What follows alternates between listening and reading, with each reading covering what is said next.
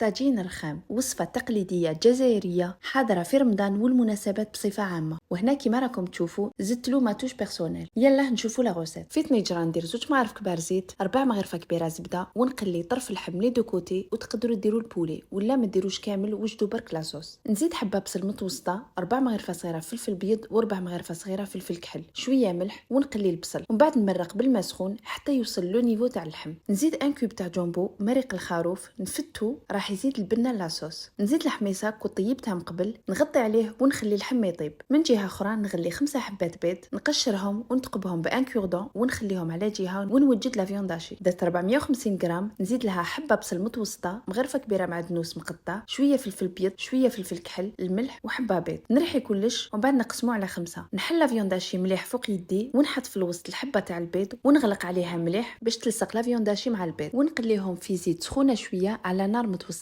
بعد ما طابوا نقسمهم على زوج، وسوا تخليهم هكذا كيما راهم وتقدموهم، ولا نحولهم لو جون دوف. حطوا في ان بول. نزيد مغرفه كبيره فخوماج يكون طري، شويه معدنوس قطعته رقيق، 4 مغرفه صغيره على موتارد، ونعصر شويه قارص. ونكرازي كلش بلا فورشيت ونتبلهم بشويه فلفل الكحل والملح ونخلط كلش. ومن بعد نحط لا فارس في اون بوشادوي ونعاود نعمر كل حبه بهذا الشكل. وهذا هو الشكل النهائي تاع وصفه اليوم. نتمنى تكون عجبتكم لا غوسيت.